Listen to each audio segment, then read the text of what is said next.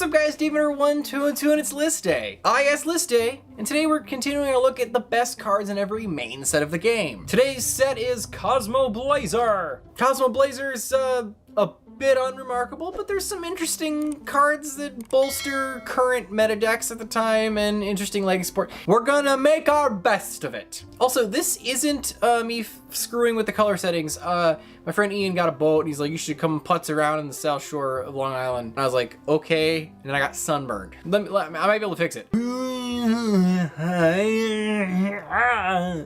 go with that. A little movie magic there. So you know what? Let's just get into this set, because my face hurts.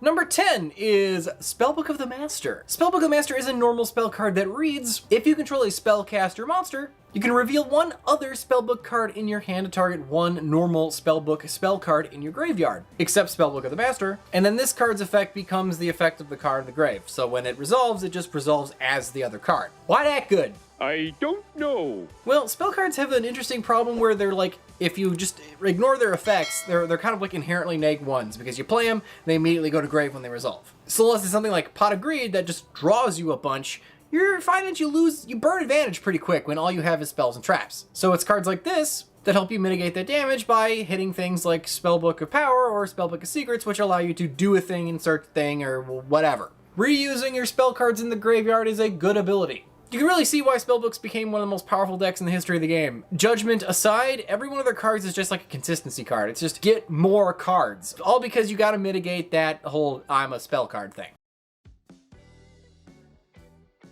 Number 9 is Lightning Chidori. Lightning Chidori is a rank 4 wind thunder monster with 1900 attack and 1600 defense. Made of 2 level 4 wind monsters, not generic. However, this is a time in Yu-Gi-Oh! When good, generic, easy spot removal in the extra deck was still at a premium. And the rank 4 toolbox being probably, frankly, the most diverse and easily accessible meant that they gotta be careful with the rank 4 monsters they give us. So they landlocked the thing to wind decks, meaning that if you play a rank 4 wind deck, something like Harpies, you are rewarded with a slightly unique option for your extra deck that's a little bit better than whatever else is floating around. Just don't go blowing your in it. What makes Lightning Chidori really cool is the amount of advantage you can tease out of it. When it's XC summoned, you can target one set card your opponent controls and return that to the bottom of their deck. Woo! Also, you can detach one material from the card to target one face-up card they control and put that on the top of their deck. So this card can reliably remove like 2 cards from your opponent's side of the field 3 if your opponent manages to not get rid of it. That's a pretty good investment on the -1 you had to do to make the damn thing. This is a huge, impactful play from the extra deck, especially at this time during the game,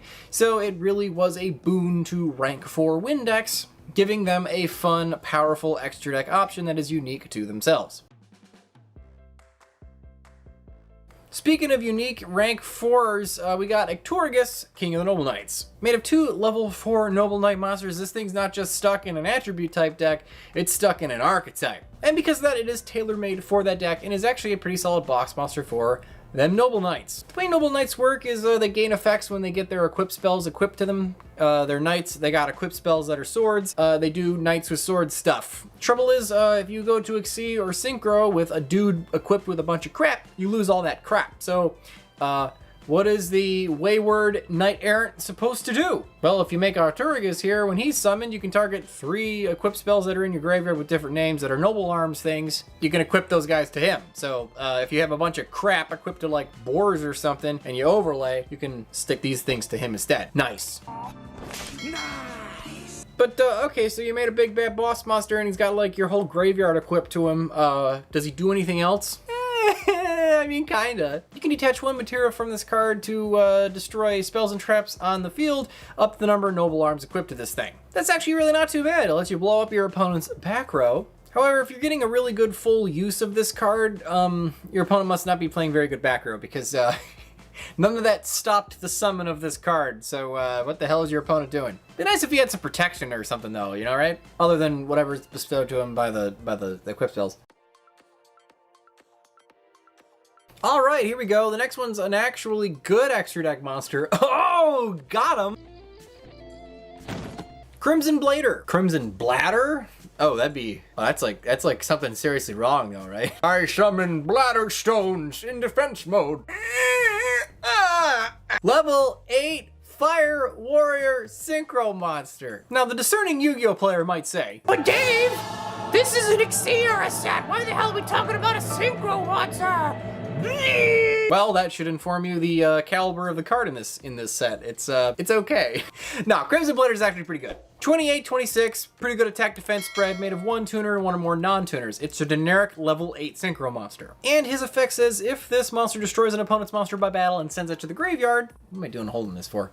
Your opponent cannot normal or special summon monsters that are level 5 or higher on their next turn. Okay, so he's just a beat stick. He doesn't do a hell of a lot just sitting there. But if you can successfully make an attack with him, you are rewarded with your opponent not doing a hell of a lot on their next turn, assuming that their deck contains level 5 or higher. And again, you might say, well, what are they, a fusion or synchro deck? That's terrible. What are people playing right now? Well, you gotta remember, even though this is the height of the Xi era, we do have like rank 5 and higher as well, so maybe this doesn't turn off the boss monsters in your extra deck you're trying to make, but it does stop you from trying to, like, you know, make any material. So regardless of what your opponent's playing, this thing is a pretty solid extra deck option to turn off whatever they're trying to do, especially if you're playing Dragon Rulers, and it's good in the mirror. It's fun watching that deck be slowly built over the course of this era, isn't it? Actually, it's kind of fun. Number 6, Mermail Abystius. Level 7 Water Aqua Monster, 1700 attack, but 2400 defense. Damn, boy, he thick. You can discard one other water monster to special summon this thing from your hand. Oh, cool. It's a level 7 free body. I wonder what you're gonna do with that, right? So what is a free body? Let's look at an example. When summoned this way, you can add a level 4 or lower When summoned this way, you can add one level 4 or lower mermail monster from your deck to your hand. So it replaces the discard fodder. That's good card economy. You can only use this effect once per turn. Oh no. Mermail's a funny deck, if you really think about it. They're pretty much a reliable, viable deck since the time they came out till pretty much now. Being water gives them a ton of benefit because there's always generic water support coming out. They're just consistent and they OTK pretty easily, and they can just kind of fall into Mullen Glacia. They can do that pretty much every turn, you know, 2 or whatever it is. It goes to show you, it doesn't matter how old and crappy your deck is, if it's just consistent, that's all you need. Consistency's better than power ceiling, baby. It really is. Bad respect for the Mermails, man. You know, you guys just kind of know, you don't quit. You're like Invoked, just never go away. Now time for a deck that I'm glad that went away. March of the Monarchs. March of the Monarchs is a continuous spell that reads, tribute summon monsters you control, cannot be targeted or destroyed by a card effects. You cannot summon from your extra deck. Oh no. Okay, so the discerning Yu-Gi-Oh player might be thinking, Who the hell is tribute summoning right now? This is absurd. It's bad. and you know, you're right, tribute summoning is bad. Terrible card economy, and it's slow. Unless your entire deck is based around the mechanic, like the Monarchs are. Granted, this is a little bit before their time in the sun, because we haven't gotten their their structure deck yet at this point. But this does start planting seeds for what is an obnoxious deck. And that whole not summoning from your extra deck thing sounds like a problem, but when you consider that the most viable version of the deck doesn't play an extra deck, it might as well just not say that. Alright, here we go. Number 4, Breakthrough Skill. Breakthrough Skill is a normal trap card that has the following effect. Target one face-up effect monster your opponent controls. That face-up monster has its effects negated until the end of the turn. However, it does have a second effect that says, during your turn, you can banish this card from your graveyard to basically reuse its effect. Target a thing, negate its effects. Yo, that's good card economy, man. And because it's a trap card in your graveyard, it is still a spell speed 2. So even though it is landlocked to your turn as a trap card, you know, feels a little clunky, remember that. You can chain it to crap. Not only is Breakthrough Skill a good monster in negation, it also kind of informs us where Yu-Gi-Oh is at this time. Long gone are the days of where you have impactful, huge spell cards and trap cards with just kind of mediocre monsters that just kind of sit on the bench. Monster effect negation is going to be the most important type of stuff that we have on our spells and traps. Number 3 is Fire Formation Tenki. What I like about this entry is that Tenki feels like it's one of those cards that's always been in the game because it's just so synonymous with this type of deck. It's funny to think that there was a time when we didn't have Tenki. The dark times. When this continuous spell is activated, you can add one level 4 or lower Beast Warrior monster from your deck to your hand. All Beast Warrior monsters you control gain 100 attack, whoop-de-doo, and you can only activate one of these per turn. Okay, so Two things here. It's a Rhoda. That's amazing. It's a spell-based search card for monsters of an entire type. It's literally a Rhoda. But it is a continuous spell, which does carry the caveat that it must remain on the field in order to activate and resolve its effects. That is just what it means to be a continuous spell card. Which means that if your opponent pops it on activation, you don't get the search, which, pretty annoying that MST can negate my Rhoda. However, I do enjoy the fact that it exists simply because I like the idea that it opens up interaction between the two players. It's at least neat that it gives your opponent ways to try to stop your plays. It's good for, I don't know, the fun of the game. Yeah, it's not so great for the player who's getting their card negated. Also, the attack boost is just fun. Now, some of you might think this next one is cheating. Brotherhood of the Fire Fist, Tiger King. Insert clip from the show. You watch porn? Believe it or not, I've actually never watched it. Should I? It says, yeah. Rank 4 Fire Beast Warrior Monster, 2218 attack defense spread, made of 2 level 4 Beast Warrior monsters. So again, it's a landlocked at sea monster. Alright, you might be thinking, hey, it's cheesy to have tanky and then have a Fire Fist monster. However, they're not the same archetype. They are related archetypes. One supports the other. And it's my list, so I can do what I want anyway.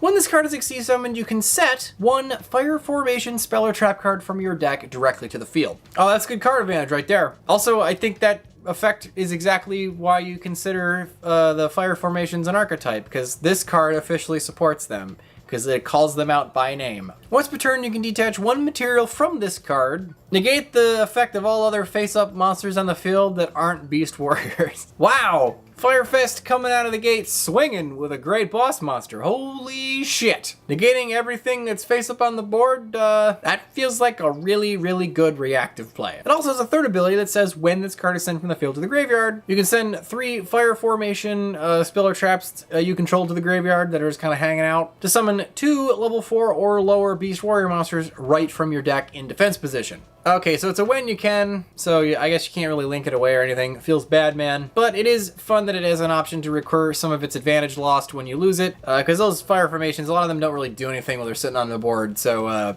you might as well get rid of them to get some stuff back. And I also like how it's not landlocked to Fire Fist. Like, it just gets Beast Warriors, so there's a lot of cool decks that can take advantage of this. Alright, we do have an honorable mention. Bacon Saver. Bacon Saver!